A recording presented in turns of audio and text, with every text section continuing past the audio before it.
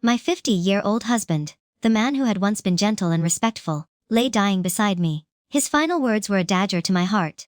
My greatest regret in life was marrying you for my future. If I could do it over, I would never let you near me. The only one I ever loved was Vivian. A hot rush of blood filled my throat. I swallowed hard, forcing out a single word. Okay. So easily does the human heart change. Only the peach blossoms stay the same, still smiling in the spring breeze.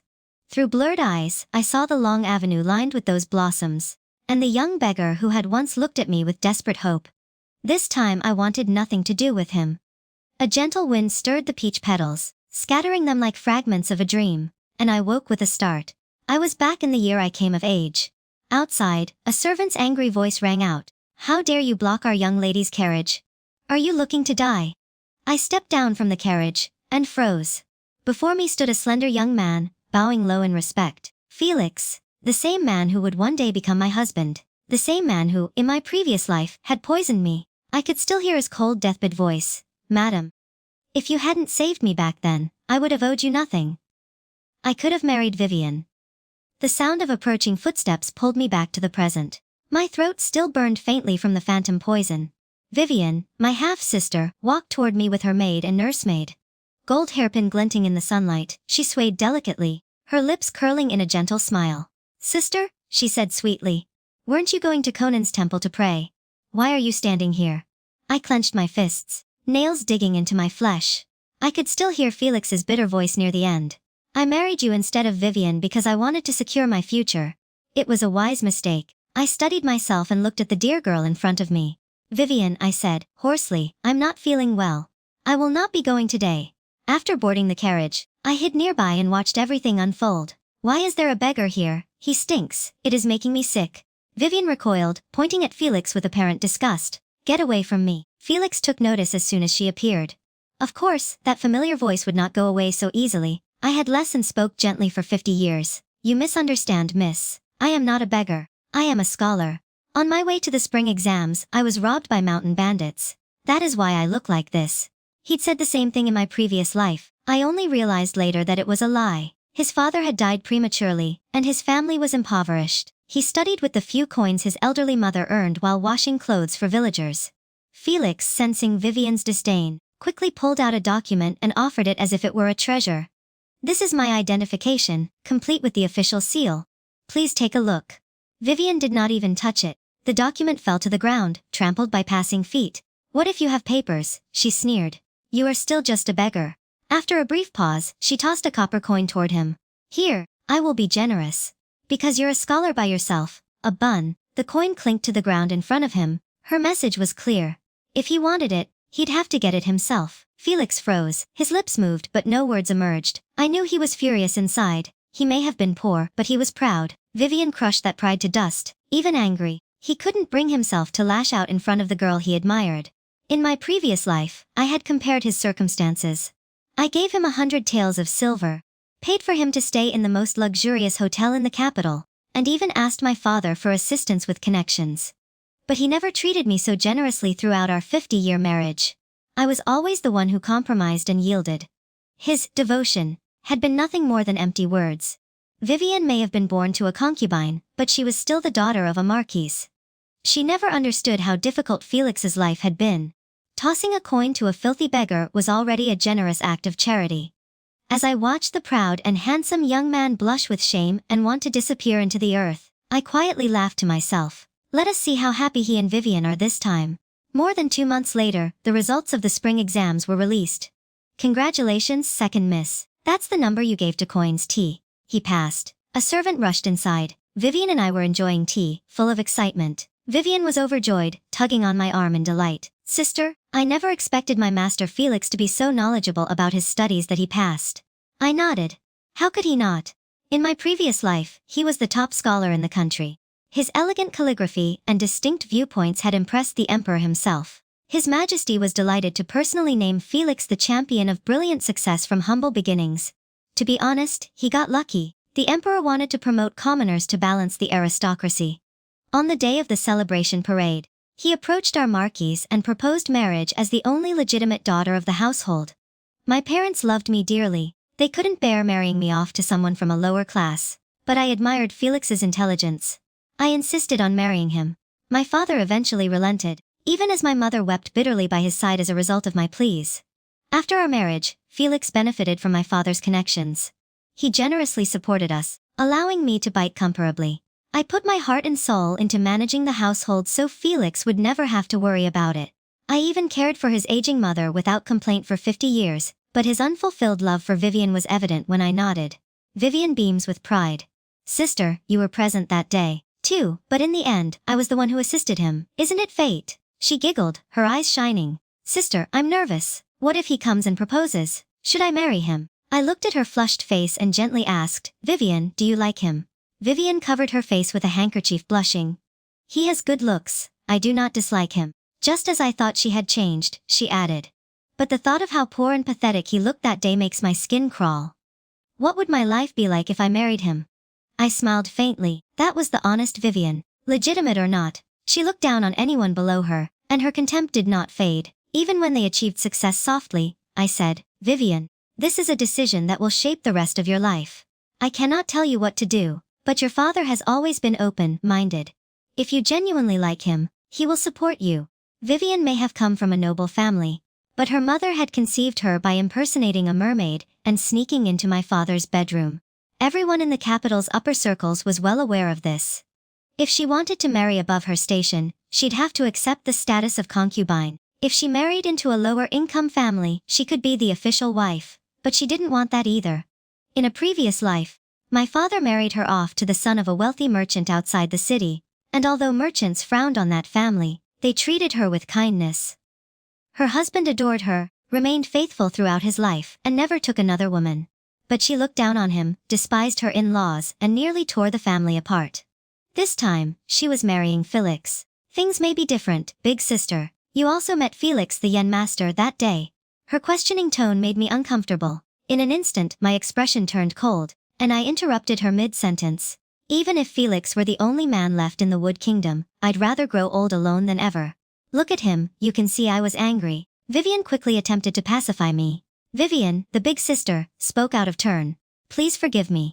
Only this once. I couldn't be bothered responding and turned away to go back to my room. Why should a legitimate daughter like me be kind to the daughter of a scheming maid? In the past I had been overindulgent. That is what gave her the courage to overstep. The day of the celebration parade has arrived. The capital was packed with people celebrating. Felix brought a matchmaker with him that day to formally propose to Vivian in the main hall. He bowed deeply to my father and said, with great reverence, that a fountain of gratitude must match a drop of grace. Second, Miss once helped me. I humbly request the Marquis's permission to marry her father, who could barely contain his joy. The fact that a girl of such disgraceful origins married into an official's household brought honor to the Marquis. 8. Vivian's awkward standing and ability to marry up, but unwilling to marry down, had resulted in numerous arguments with father. May he finally be free of that trouble. He was truly pleased. Vivian had been eavesdropping outside the window, and once the marriage was finalized, she came straight to me to show it. Big sister, your master Felix kept his promise. He came to propose immediately after being named the top scholar in the imperial exams. You've always been so generous, which I never expected. Surely you won't hold it against your younger sister, will you? Her sticky tongue made my stomach turn. I couldn't help but retort to your younger sister, who said your future husband was the top scorer. Don't tell me you already fantasize about being the champion's wife. Vivian's face became pale. Then she forced a smile and said, it must have been the servant spreading gossip. I must have misunderstood, even if he did not win. He's a third-rate scholar, correct? Based on his appearance, that rank suits him best. I glared at her, none of these. He passed the palace exam, which is satisfactory. Congratulations, sister. You are going to be the wife of a 9-rank official. In my previous life, I did everything I could to assist Felix, including financial assistance and high-level government support. He eventually gained imperial favor. Felix, however, had little time to study in this life without my silver. Most days, he begged on the street. Other examinees mocked his poverty and frequently beat him. The bruises didn't matter, but when his hands were injured, he couldn't write correctly, so the title of top scholar was forever out of reach. Vivian could not believe it. She cried out, impossible. I will not marry him. Then she lifted her skirts and ran her nanny out in disgust. A concubine, born girl with a ruined reputation who still believes she can marry into nobility. Even the Marquis stated that no respectable house would take her, not even as a concubine. I accepted the hot tea offered with a slight nod. She continued honestly, having fulfilled everything except Miss, you have spoiled her too much. She has now forgotten her place. She even dares to reject a man who passed the palace exam. Marrying Felix was already a positive outcome. Otherwise, father wouldn't be so pleased. But Vivian was greedy, and she never knew when enough was enough. Forget it. I didn't want to think about it again in this life. I wanted nothing to do. He and Vivian were now betrothed through Felix. Allow them to figure out the rest. I expected Vivian to throw a tantrum, similar to how she threatened hunger strikes to end the engagement. Instead, she seduced Princess Qingping's only son. Even if he was a notorious playboy, someone of that caliber was still far out of Vivian's league. Vivian certainly aimed high, according to her maid. She met the princess's son while dining at the Ree Tavern. They had already become lovers, and she might be pregnant. I glanced at her wrist. Sure enough, the chastity mark was gone. Vivian had hoped to marry into the princess's family, but the man only wanted to enjoy her. For free, with no intention of making her his wife. Now she was heartbroken. Her dream of marrying up had been shattered, and she had also lost her virtue. Father had always been concerned with his reputation. He had already faced years of criticism from Vivian's mother. Vivian has once again brought a mark into disrepute. The enraged father confined her to the ancestral hall and summoned the family whip. Vivian's eyes were swollen from crying. She begged her father, do not blame me. I was forced. But father was furious. Who could have forced you into doing something so shameless as he did? A harsh crack of the whip accompanied his words. Vivian convulsed in pain but continued to cry out. It's all the sister's fault. If she hadn't stolen my position as the legitimate daughter, I would have had to use my body to pursue glory. Father, if you're going to beat someone, beat her too. Otherwise, I will not accept it. I gave out a cold laugh. It's incredible how she can twist anything to blame me. Father grew even angrier. You chose to debase yourself and continue to blame the era. I regret it. If only I hadn't been drinking that night and fallen into your mother's trap. Concubine to herself over Vivian's crying and begging. My lord, it would all be my fault. I tarnished your good name. Please spare Vivian just once in the end. Blood ties are difficult to break. Despite everything, father softened and offered Vivian 3 options. First, she cut her hair and became a nun at the temple. Second, she relocated to the state's countryside and plans to live the rest of her life in anonymity. Third, she commits suicide to keep the Marquis honor. As expected, Vivian turned them all down. Then she remembered Felix's father. Mother, I can't die. I am engaged to young Master Felix. I once helped him. He will marry me, even now. Felix, her only hope for saving her concubine, went to kneel in front of my mother. Mother was always kind-hearted. When father wanted to sell the concubine, mother pleaded on her behalf. Madam, it is entirely my fault for raising Vivian so poorly. Please, I beg you, spare her life. I will repay you in the next life. Even as a beast and a burden. Vivian's scandal had already harmed my marriage prospects. This time, my mother stood her ground. You love your daughter. Do you think I don't love mine? Is your daughter the only one that matters? While my status as the legitimate daughter of a marquise does not count in my previous life, marrying a prince would have been entirely possible for me. However, because of Vivian, I was forced to play a lower-level match. Fate is never fair. Even though I had done nothing wrong, I was still accused. Still, I didn't mind much in this life. If I could stay by my parents' side and fulfill my responsibilities as a daughter, that would suffice. Father, on the other hand, had decided that this time he would not to let Vivian off easily. Who knew what greater chaos you could cause if left unchecked? Both were his daughters. However, when it came to determining worth, father had always been straightforward. He directed the servants to remove Vivian's delicate garments and prepare to transport her to the countryside estate. Just as they were about to force her into the bridal sedan, a message came from the gate. Prince Julian of Yongchang had arrived and proposed marriage. Vivian suddenly came to life. She broke free from the crowd, threw herself at her father's leg, and cried out, Father, I met Prince Julian once at the spring bank this year to propose to me. Please spare me from this.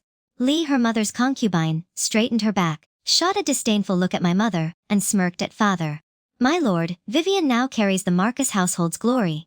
She had always believed that men preferred bold, forward-thinking women. Her father's brow furrowed deeply, as did the C's in Marquis. He would never have thought that a noble prince would fall for someone like Vivian, whose behavior was anything but virtuous. Julian, the Prince of Yakin, was the only foreign-born prince in the empire, a war hero and sworn brother to the emperor himself. Even if Vivian maintained her innocence, she would most likely be unsuitable for him, let alone her reputation. In tatters, my father ordered the servants to guard Vivian and Conant Lee closely, and he invited my mother and me to join him in the main hall to greet the visitor.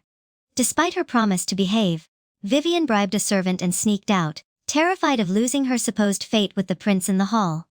Father and mother had already spoken with Prince Julian. I stood quietly behind a folding screen, observing both my previous and current lives. I barely knew him. All I knew was that he once saved the emperor during a covert mission and fought fiercely on the battlefield. In my previous life, I overheard someone say that his love had married another prince.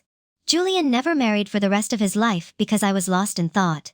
I saw him, a prince of the realm, bow respectfully to my father and mother. My lord, Marquis Madam, I have long admired your eldest daughter Today I've come to ask for her hand formally. I hope he will bestow your blessing. He made an unexpected proposal to marry me before I could even process it. Vivian burst into the room, disheveled and shouting. Isn't this an error? Your Highness, if you propose to the wrong person, you will become a laughingstock in the capital. The future princess possesses great dignity. I don't make such mistakes. Even before she reached him, Julian's presence chilled him. The heir father once told me that this was a warrior's aura, with a killing intent. Born terrified after years on the battlefield, Vivian stumbled back, but she couldn't stop herself from raising her voice. I do not believe it. You should like someone as beautiful, lively, and charming as me. Why would you want to marry a doll-like, stiff bore like her? Doesn't she repulse you? Julian's voice rang like steel. Do you have to compare yourself to an era? You aren't even worthy of carrying her shoes. Father, concerned that she would cause more trouble, ordered the servants to drag Vivian away. Her eyes were filled with hatred. My parents didn't immediately respond to the proposal. They said they'd ask for my opinion before sending Prince Julian away.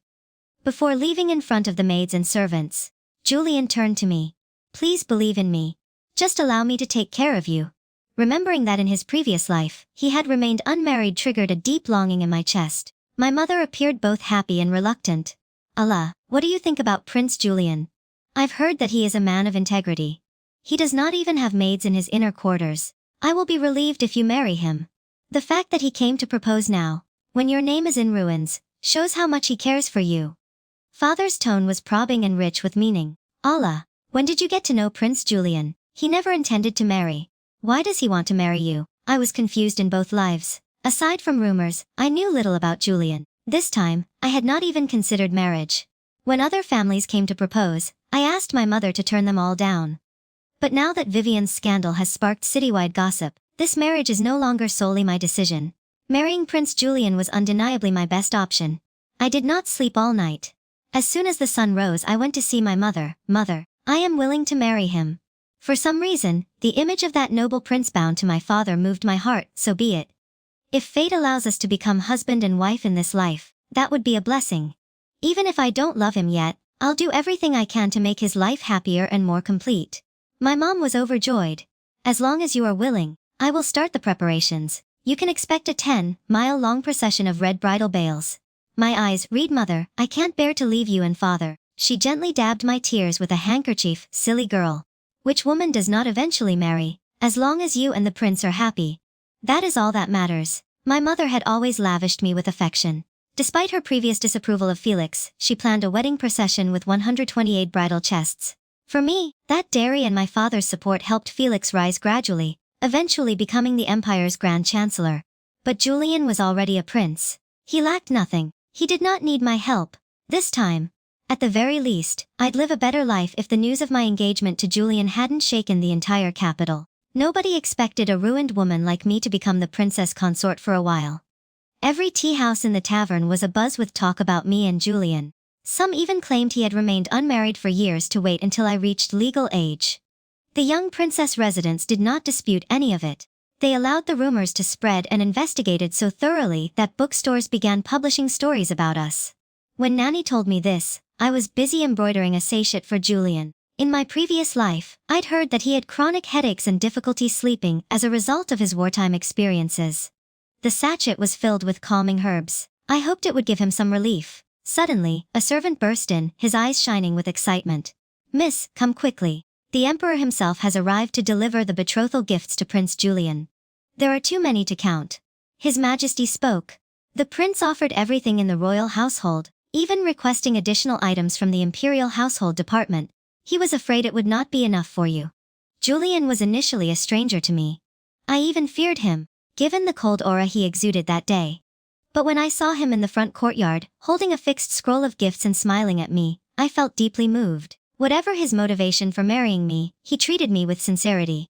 Just as my mother had stated, he truly admired me for that alone. After we agreed on a wedding date, I promised to give him children and care for him with all of my heart. So there were 2 dates for Felix and Vivian's fates in our previous lives. We spent 50 years side by side. I thought I knew Felix well. He was a man who valued his dignity, as proud and stubborn as a scholar. Even though I was so helpful to him at the time, he refused to let me say a single word on his behalf. Vivian's actions had trampled on a man's dignity. How could Felix accept it unless he had truly changed this time? Was he simply willing to give up everything for Vivian? But it wasn't clear whether he was willing to marry her. Vivian's opinion of him was quite different. Felix's family was poor, and he held a low position. Ninth class officials were unable to gather appropriate betrothal gifts. His long-suffering mother offered him a single silver bracelet. She cherished it for years as a gift for her future daughter-in-law. Vivian, of course, looked down on it and was upset, but he had no choice but to tolerate it. Vivian insisted on marrying on the same day as me. Even if she didn't say anything, I could see straight through her. On our wedding day, she walked into my room dressed in full bridal attire and ordered everyone out. "I need to speak to my sister alone," she said. I offered her a cold smile, refusing to play along. "There's no reason to pretend anymore. Dear sister, your thoughts are written all over your face," and VT rumbled with rage at being exposed. "I am still your sister. What if I ask you to give me the prince?" She lunged at me, hand raised to strike. I cut her wrist before she could deliver the blow. "Sister," I said calmly, "you should return to fix your makeup. It would be unfortunate to miss the auspicious hour, especially after the wedding. Eat more walnuts. Suitable for the brain, unknown fool. And I would never give you the prince before I finished." Nanny rushed in with the maids. She slapped Vivian hard several times, drying her out. Vivian hadn't expected me to see through her scheme, but her stunned expression told me she truly wanted to take my place and marry the prince. If her plans had worked, it would have been disastrous. However, once the wedding night arrived and the mistake was made, neither the royal house nor the Marques's family could turn back. She'd be the princess, and I'd end up married to Felix, as I had in my previous life. Fortunately, we were on our way to Phil Lee. I discovered it just in time. I had to admit that Vivian's scheme was ruthless. In the end, she was forced into a shabby bridal sedan driven by only 2 men, something that no noble concubine would tolerate. At the very least, a suitable one for a Marquess daughter would have forebears. I, on the other hand, rode in the grand ornate bridal palace made by Prince Yakin because the prince's betrothal gifts were so extravagant. My mother set up an area of 256 chests and trunks. The concubines scraped together everything she could, even when she cried and pleaded with my parents. It served no purpose on the wedding day, because it was from a distance. I caught Felix in his red wedding robes, looking anything but happy. He stared blankly at my palette man as it rolled away, which appeared so familiar. Vivian lifted her bridal veil and sneered. "Don't get any foolish ideas. You should be grateful that I was willing to humble myself to marry you." Felix turned and gazed long and hard at Prince Young King's estate before mounting his horse. Flowers and cheers greeted the prince as he arrived at his home. When we arrived, the palace gates were open. I was about to wait for the matron of honor to help me down, when, to my surprise, I was swept up in a bridal carriage. The atmosphere was filled with teasing and laughter. "I told you so. His Highness adores the princess, which makes him jealous. He's so attentive that he won't let her take even a few steps on her own." Even the emperor had come out of the palace to witness our wedding ceremony, which added to the significance of the occasion.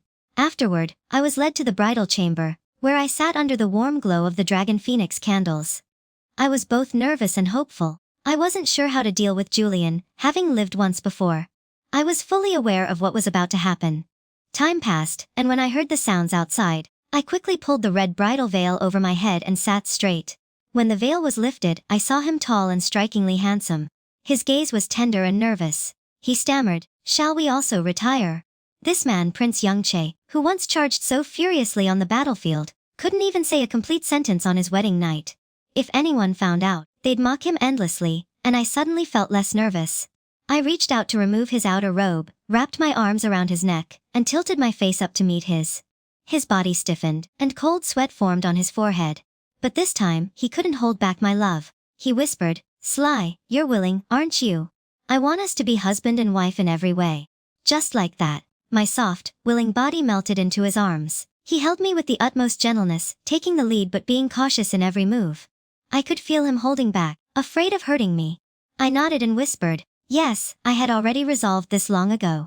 If we were to get married, I would give him everything." Julian didn't let me leave until dawn. I'd never been one to sleep in, but that morning I didn't get up until the sun was high in the sky. Nanny smiled as she entered with the maids to attend to me. "Your Highness, His Grace treats you so well before departing. He told us not to disturb your rest." My whole body ached. Even so, I knew Julian had held back as much as he could. I couldn't help but wonder if he hadn't restrained himself, could I have withstood it? His body was strong, and I didn't mind it. "Where is His Highness?" I asked. Nani responded, "There was unrest among the refugees outside the city, so the prince went to deal with it." I was puzzled. Julian was extremely valuable to the emperor. Why wouldn't he give him appropriate time off for his wedding? However, Nani added that His Highness was concerned that innocent people would be hurt. That's why he insisted on going alone. After lunch, I rested on the couch, trying to relieve the pain in my waist. When Julian returned from our intimate night together, he looked at me with a new warmth. He gently massaged my lower back and asked softly, "Does it hurt, my love?" Even remembering the previous night beneath him made my cheeks flush. I turned away. "It's not that bad." Julian then picked me up again and placed me on the bed. "It's my fault, rest. Well, today and tonight, I will love you even more tenderly." I couldn't help it. I buried my face under the covers, embarrassed. Was this truly the cold and aloof Prince Yang Chang? He did not appear to be the man described in the rumors. Still, I made sure to ask my lord what I had. "Why did you ask me to marry? Why would a prince like him marry a person like me?" That was a question I'd never figured out. True, he was a royal prince, whereas I was the daughter of a marquis. He had no reason to marry a woman with a tainted reputation like me. Julian's eyes dimmed with disappointment as he said, "Darling, I knew it. You have forgotten me." I was even more confused. Why didn't I remember anything about Julian when I had met him before? Julian appeared upset when he saw my confusion. His voice was tinged with a sob. "Of course, I'm a nobody from a bandit gang. How could a noble daughter of the Marquis remember me as a bandit?" A vague memory resurfaced. "I may have saved a bandit once." He resumed speaking just as I was thinking about it. "Don't you remember, my love? 5 years ago, after losing my parents, I was forced to join a bandit gang to survive, but they mistreated and abused me. They frequently tossed me, barely alive, onto the roadside. You were the one who saved me, bandaged my wounds, gave me 50 taels of silver, and advised me to look for honest work. You even encouraged me to live. You said everyone had a reason to live, and that I should work even harder, because the world had been so cruel to me." After eating and resting, I found work at a security escort agency. By chance, I ended up saving the emperor, who was traveling incognito. We got along immediately. The emperor saw my great strength and arranged for me to join the army. This past February, I returned to the capital. As Julian spoke, the memory slowly returned to me. 5 years ago, I went with my parents to Yogi to pay our respects to our ancestors and stayed for a few days. I heard that peach blossoms were blooming just outside the city, so I asked Nanny to take me there on the way. I rescued a young man who was covered in blood. He was severely wounded and dressed in rags. I couldn't bear walking away. He told me that his parents had died, and that everyone had teased him about wanting to die to see them again. I was afraid he really would. So I consoled him. "Big brother," I said, "I'll share my parents with you so you can have parents again. You have to continue living." Then I asked Manny to give him all of the silver we had with us. Despite having my answer, I still asked Matt, ALS, or beloved before I could finish. Julian interrupted eagerly, "It's you. It has always been you." I never imagined that a small act of kindness back then would result in such a fateful bond in my previous life. Felix married me out of gratitude, but we eventually became bitter enemies. Even on his deathbed, he attempted to poison me. As I considered what would happen to me and Julian, my fingers holding Julian's robe trembled slightly. Both men married me out of appreciation. I couldn't bear to go down that same tragic path again, sensing my anxiety. Julian panicked and flailed, "My love, did I scare you? Please do not be afraid, it was too arrogant of me." I took a deep breath and shed tears. "Did your highness marry me to repay a debt of gratitude? There's no need to do wrong to yourself." Julian became flustered. He swiftly drew me into his arms. "Last night, You felt wronged because I did not do enough. It was my first time, so please understand me. It took me a while to understand what he meant. My sorrow vanished for a brief moment. I'm afraid I misunderstood. Julian became serious and hurried to explain my love. Saving me back then was a great kindness. However, if all I wanted to do was repay you, I had several options. I could have sent you a dowry to uphold your family's honor, and asked the emperor, my brother, to look after the Marquis Manor. I did not have to marry you. You captured my heart from the moment I met you. I wanted to marry you, but I knew I was a lowly bandit, unworthy of such a noble daughter as you. So I fought with all my might on the battlefield to get closer to you, even though I nearly died several times. I've been walking this path toward you for years. Do you believe all of my longing over the years was a lie? I want to tell you a secret. The Emperor is the only one who knows this. Throughout the years on the frontier, I've constantly asked my brother to keep me updated on you. When I learned that you had reached adulthood, and that your family was planning your wedding, I risked my life by infiltrating the enemy camp and assassinating their general to return to the capital sooner. Every word was filled with deep affection. Julian's sincerity was undeniable. I believed him. I threw myself into his arms and hugged him tight. If there were second chances, and I hadn't married Felix in that previous life, I might have met someone like Julian. Someone whose eyes were only on me. Only now have I realized that Julian lived a lonely life until the end. Because I thankfully fulfilled my obligation, I was allowed to choose again. Even if I knew nothing about him, I would have chosen to marry him. This time, I hope to live a pleased life. The days of newfound bliss flew by, and it was time to return to my family home and make a lasting impression on my parents. Julian prepared lavish gifts and even went to the palace to ask the emperor for more, only stopping when he was satisfied, which made me feel uneasy. Husband, are we going too far? Julian was completely unconcerned about dragging His Majesty into our marriage and helping me onto the carriage. He's my brother. What is wrong with him? Participating in my wedding ceremony. He's pleased. He's grinning from ear to ear. I still protested, but it was too much. The betrothal gifts were already excessive, and now the emperor has given us gifts for our return visit as well. Julian covered my mouth. You don't understand the middle of the sentence. He's not worried that I'm asking too much. He worries that I will never marry. I believed him. I remembered how, in my previous life, people at the spring banquet gossiped that the emperor had gone to great lengths to persuade Julian to marry, resorting to love potions and sending noble women to seduce him, all to no avail. When the carriage arrived at the Marquis Manor, father and mother were already at the gates, watching the crate. Off to the side, creative guests flowed into the estate's storerooms, clearly delighted. One of the concubines lipped on with undisguised envy, clutching her handkerchief so tightly it was almost torn. Julian refused to allow my parents to bow to him. Instead, he was the first to drop his head. Your son-in-law, Greed's father and mother-in-law led us into the courtyard. There is no need for formality. Come inside, your highness, and eat. This is a good day. You must share a few cups with this elderly man. The concubine suddenly became anxious and interrupted. My lord, please wait a little longer. Vivian should be here shortly. Father's expression darkened. He gave her a sharp glare. You're becoming increasingly unruly.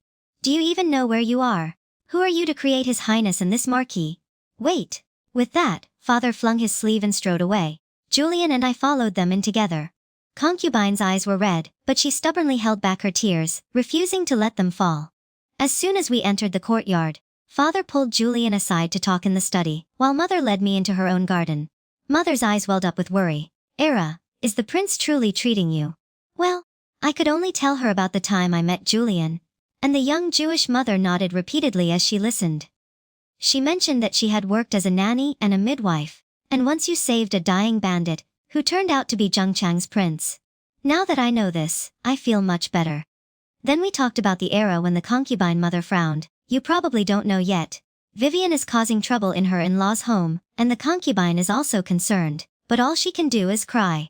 There is nothing else she can do. Felix's obsession with Vivian in my previous life confused me. Is Felix not good to Vivian? Given the circumstances at the time, marrying her should have indicated that he loved her deeply, right from the mother's account. I learned that Felix never married Vivian out of love. It was to tighten her grip on her to facilitate torment and revenge. Felix despised even consummation. Vivian was beaten to a bruised and battered state in just 3 days. Vivian was not easy to get along with. When she was beaten and unable to fight, Felix would taunt his elderly mother. Instead, the entire family was in uproar, making the whole capital a laughingstock, and thinking about Felix's regrets before his death. In my previous life, I smiled slightly. Felix, is this the happiness you wanted? Sorry. I honestly cannot give you that mother's side, and the continued concubine has cried many times, begging your father to put pressure on Felix. But a married daughter is like spilled water. Your father is unable to control it. Besides, I believe she brought it upon herself. She was already betrothed, but she went up, played around, and even dragged you into it. I fiddled with a handkerchief in my hand. Knowing Vivian's temper, who knows what mischief she might cause today when she returns to her childhood home. No sooner had I finished speaking than a maid arrived to report that Vivian and Felix were fighting fiercely at the manor's gate. Vivian was already crying when my mother and I came. As she reprimanded Felix, I was truly blind to marry you. I could as well have given those 2 coins to a dog. At least one dog wags its tail. You are supposed to be educated, but all of that knowledge has gotten into your head. You are worse than a dog. Felix, do you have no heart? On my return, you greet me with a pile of rotten fruit and send me off like a beggar. How am I supposed to maintain my composure in the presence of your elderly mother? How is she still alive at her age, after years of washing clothes? Why hasn't she died of exhaustion from wasting food? Felix could only serve as a 9th-ranking official without my assistance. His meager salary at Hamlin Academy barely covered his family's expenses. How could he afford to let Vivian live in luxury? Though Vivian was raised in the manor, even as a concubine, she lived extravagantly and refused to suffer with Felix. Felix wore a faded cyan robe. His face tensed and he scratched silently. The concubine felt sympathy for Vivian, but dared not speak out against Felix. What would have happened if Felix had not agreed to marry Vivian? This scandal humiliated the concubine. She tugged at Vivian's arm. Vivian, stop. Let's go inside first. Vivian refused. She felt even more resentful as she cried harder. I signaled the housemates, and 2 burly women stepped forward and dragged Vivian into the situation as I prepared to accompany my mother inside. Felix called out to me. I felt a chill run through my body. Aside from a brief encounter on the street following rebirth, I had no other contact with Felix in this life, nor did he recall anything about Era. I had a dream. You were my wife. I abruptly cut him off, creating silence. How could you disrespect your princess? Constantly observe my reaction. Laughed. Seeing you like this? I understand every Era. You are not the princess consort. You should become my wife. I was furious in my previous life. He poisoned me. This life, I only wanted to live quietly and leave each other alone. He still dared to show up. His audacity was unbelievable. Era, you have a wound on your right pinky. It was from cooking for me in my previous life. You are mine, and you cannot deny it. Even if you are a princess consort, that does not change the fact that you belong to me. If I suffer, can you live with ease? As a princess consort, I was about to respond when Julian unexpectedly appeared. You do not need to intervene in the princess's affairs. If you have the time to dream such dreams, work hard at the Hamlin Academy. His words sealed Felix's fate. Felix would never leave Hamlin Academy, where he has the lowest pay, the most difficult tasks, and no chance of advancement. Julian drew me closer, giving me a strong sense of security. The prince's reprimand was justified. Is it my fault? A low-ranking official could never match a prince of great merit. When Julian and I returned, Vivian was still making a scene. Father, please allow me to marry the Prince of Yongchang. I will not compete with Era for the princess consort position. Even being a concubine would satisfy me. Father was furious. He smashed ornaments all over the room, making a mess everywhere. Vivian, you have engaged in such scandalous behavior. I've already spared you once. But you still want to fight. Prince Vivian, terrified, cried piteously, refusing to accept. It's not fair, father. Both my sister and I are your daughters. Why can't she be a princess consort? But I can only marry a low-ranking official. Father, you're too biased. Father did not bother to argue further. If you say another word, you will be kicked out of the manor. Do not ever claim to be my daughter again. I don't have a daughter as shameless as you. Father never cared about Vivian's feelings. Her tricks were useless in front of him. Felix felt embarrassed. Only now did he realize how wrong he'd been. After returning to the manor, I told Julian everything about my previous life. Felix's visit today suggests that you remembered those events. Rather than allowing him to cause discord between Julian and me, I chose to lay everything out clearly, stating that such matters of the past and present were absurd. However, after I spoke, Julian believed me. He grabbed me firmly without hesitation. Wife, last time, it was my fault for being late. Fortunately, Felix was blind and heartless. I have another chance. I was deeply moved and hugged him back. Thank you, husband, for loving me through both lifetimes. Following this, our relationship grew even stronger. A month later, the imperial physician arrived at the manor and confirmed I was pregnant with Julian's child. We were all so caught up in the joy of becoming parents that we had no idea war was breaking out again. The emperor was hesitant to allow Julian to lead the troops in the northern lands, but with continuous border defeats, 10 cities fell in quick succession. He had no choice but to send Julian to reinforce the front line. I racked my brain, remembering that there was no war in my previous life. How did the conflict suddenly emerge? Apart from me, Felix and I were the only ones who could have caused this upheaval. If Felix were just a low-ranking 9th grade official, I wouldn't be concerned. However, Felix, armed with memories from his previous life, was someone to be afraid of. In my last life, the man who became prime minister was not an ordinary person. Even without my support, I asked the nanny to bring me a map of the northern border, which I carefully studied. Suddenly, I noticed a familiar place called Sheeping. Sheeping was Felix's hometown. A bad feeling gnawed at me while holding the map. I hurried to find Julian, who was about to lead the troops into battle. Husband Felix was the prime minister in his previous life. With his enormous power and influence, he would never be content with being a 9th grade official. This war must be linked to him. He betrayed them. Felix was someone I knew well. His ambition exceeded even Vivian's. He may risk everything to advance in the world. Julian rushed to the palace overnight after hearing what I had said. When he returned at dawn, he brought 2 secret guards with him. Julian led the troops out that day. Mother stood with me on the city tower for a long time.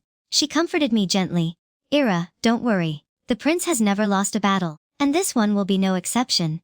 I gently caressed my belly, mother, knowing that he would do his best for both me and the child. The days without Julian were the most difficult, and my longing for him drove me nearly insane. As the weather became colder, my belly swelled. Julian's news stopped during the new year. Mother and father especially visited the manor to keep me company. Mother prepared several of her signature dishes for me, but was concerned about Julian. I had no appetite and didn't want to bother them. I made myself eat more. Suddenly, a loud bang shattered our family's peaceful reunion. A group of men dressed in black stormed into the secret guards, and the servants immediately stepped forward to defend me and my parents, but the intruders outnumbered them and surrounded us tightly. A man and a woman smirked and arrogantly squinted. Felix and Vivian were familiar faces to me. Lately, my mind was consumed by thoughts of Julian, and I paid little attention to them, only knowing they were not doing well. I never expected them to dare to break into the manor. Vivian gave me a triumphant smile. Sister, you never imagined I would get this far, did you? I owe you gratitude. You were entirely responsible for meeting your husband. After all, what's the point of becoming a princess? Now you're just a prisoner? Felix said with deep resentment. Even if I've made mistakes, you shouldn't hold them against me. You belong to me. Vivian was seized with a wave of his hand. Why did you marry the prince at a young age? Your dogs can't even recognize the princess anymore. My husband is the future regent. You are all beneath contempt. Felix grabbed Vivian's wrist violently and threw her aside. Vivian, you are nothing but a burden. I'm tired of putting up with you. Today is both my day of reckoning and your death day. He sneered and pointed at Vivian, saying, she's your spoil of war. Take her and use her however you want. Whether she lives or dies is irrelevant. Vivian was incredulous. How dare you treat me like this? You're heartless and still thinking about my sister. You are a child chasing a swan. Felix stepped forward and slapped her repeatedly. Please hurry up and drag her outside. Don't you want to have some fun? The guards reacted positively to the regent prince's generosity. Then they lost control. Vivian's arrogance vanished as she was dragged into the courtyard and abused while groaning with pleasure. My dear husband, I was wrong. That was my fault. I should not have looked down on or humiliated you. Please spare me. I will not dare again. Please don't be so excited, husband. I am dying. Please spare me. Do not want to die. However, it was all in vain. Felix was not a kind man. He had no intention of showing mercy. After hours of torture, Felix ordered them to drag Vivian back inside and thrust a sword into her chest. Because of you, I lost an era. You deserve to be toyed with and killed. Felix pleaded with me after killing Vivian. Era, get back to me. Follow me. And when the new emperor takes the throne, you will remain a princess. The child you carry cannot be kept, but that's okay. We will have our era. I apologize. The past was my fault. From now on, I will treat you nicely. I knew he had not changed. He knew he could not live without me. He tried to win me back because he still needed me, but I could never trust this hypocrite again. Era, do you really like that Julian? He is nothing but abandoned and unworthy of you. How could you prefer him to a refined scholar like me? Being with him is too embarrassing for you. Jik moved slowly towards me. Era, if you return to the right path, I will treat you nicely. Otherwise, I interrupted. Are you planning to kill me? Felix's eyes darkened with menace. I will not kill you. I'll lock you in a cage and feed you every day. Never let you see anyone. Even if your heart isn't with me, your body is mine. His words sent shivers down my spine. Felix was truly a monster. Felix lost patience when I refused to yield, so he sized everyone up like the young Chang prince and imprisoned them. As for the princess, please send her to my room. I want to cherish her for a few days. Let's see how long that child lives. I cursed him. Felix, you beast. A beast, whether you like it or not. I am your husband. Suddenly, a familiar voice rang out. ER's husband can only be me, and you are nothing but treason. Seize him. I turned toward the voice. It was Julian. He stepped forward and drew me into his arms. I am sorry you have suffered, wife. Felix could not accept such an outcome. In a moment of rashness, he drew his sword and killed himself. Later, I discovered that the day Julian entered the palace, he was consulting the emperor on a strategy. Felix's ancestral home was in Shane County, which the underworld king controlled. The underworld king had long been secretly colluding with the Jiang Mu, but he had no opportunity to act until Felix took the initiative to contact them. The Jianyu staged an attack on the northern lands, while the underworld king openly infiltrated the capital, with Felix primarily responsible for delivering messages. After Julian led the troops out on campaign, Felix and the underworld king saw an opportunity and conspired to seize the capital. However, Julian, who was working undercover, caught them red-handed and swept them all up in one fell swoop. In this way, the heading is fulfilled. Why the emperor and Julian crushed the rebels and uprooted the last of Dao's destabilizing forces. When I heard the news, my heart raced. So my husband never left the capital, I asked. Julian nodded. Exactly, my lady. I've been in the palace all along. Tears welled in my eyes as I pounded lightly against his chest. Why didn't you tell me the truth? Do you know how anxious and frightened I've been? He pulled me close, his voice gentle. A man's burden is his to bear. I couldn't drag you into the danger. But every night, I returned to the prince's manor, just to see you. The days later, the underworld king and Felix's rebels were utterly defeated. The emperor rewarded each according to merit. Julian was named regent prince, and I, regent princess. Spring arrived in full bloom, soft breezes carrying willow catkins across the courtyard. Our son was born, and before his first month had passed, the emperor himself had bestowed upon him the title of commandery prince. Another year of prosperity followed. Peach blossoms blushed in brilliant color. Julian cradled our little boy, laughing as he played beneath the trees. I sat nearby, sipping fragrant tea, my heart as warm as the sunlight, my smile as serene as the blossoms swaying overhead. And in that moment, I knew, Julian and I were complete in this life, content to wait quietly for the laughter of spring to return again next year.